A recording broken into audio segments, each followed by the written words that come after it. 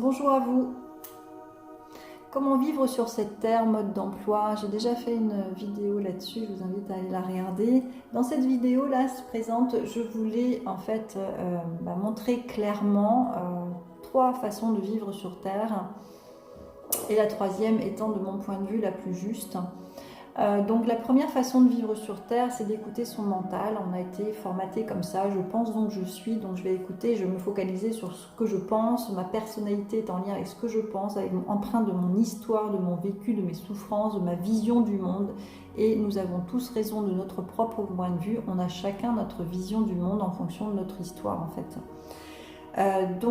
Quand on écoute son mental, c'est une manière de vivre sur Terre. On va être un peu dans le contrôle, on va fonctionner qu'avec une partie de soi. Donc ça, c'est une partie qui va maintenir dans les peurs, maintenir dans la zone de confort. On reste comme ça, on a toujours fonctionné comme ça, c'est ma personnalité, je ne vais pas changer. Et ça va maintenir aussi dans le fonctionnement du passé. Donc zone de confort, passé et peur, ça c'est quand on agit en fonction de notre mental, qu'on avance dans notre vie avec notre mental. Donc ça crée des peurs et de l'hyper-contrôle, des tensions et de l'hyper-vigilance et puis des problématiques de santé qui peuvent être engendrées à force de rester dans un comportement qui est désaligné finalement à notre âme. La deuxième façon de vivre sur Terre, c'est d'écouter son cœur. Et le cœur, c'est je me sens légère avec cette idée, c'est qu'elle est bonne pour moi. Je me sens lourde, c'est qu'elle n'est pas bonne pour moi. Voilà, on fait totale confiance, on est dans la foi et on écoute notre corps, on écoute notre reliance à notre cœur, on écoute ce qui nous fait vibrer. Et là, on a beaucoup plus de chances d'avoir une vie heureuse, joyeuse.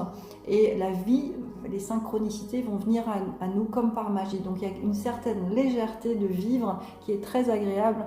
Ça, c'est de mon point de vue une super façon de vivre sur Terre.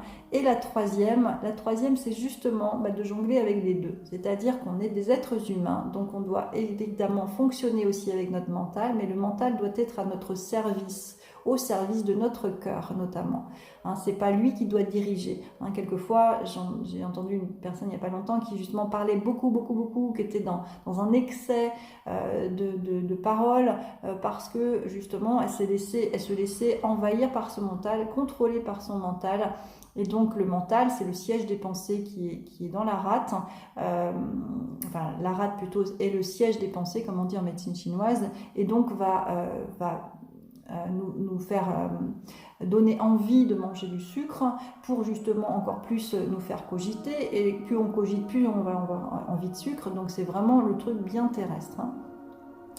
Mais on doit donc trouver cet équilibre-là entre agir avec notre mental, notre pensée, il doit être utilisé, notre mental, c'est un outil, et avant on doit écouter notre cœur. On écoute notre cœur, ça nous fait vibrer. Après le comment je vais réaliser ça, il y a une petite partie de notre mental qui va, je vais aller regarder sur Google, je vais faire, qui va mettre en place des choses dans la matière, mais la plus grande partie, ça sera les synchronicités, la magie de la vie qui va œuvrer pour nous.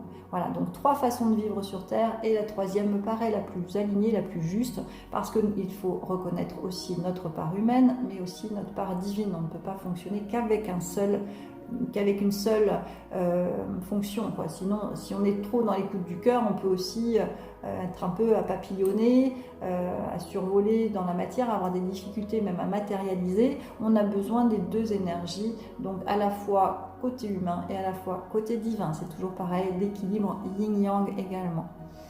Voilà, bien à vous, merci.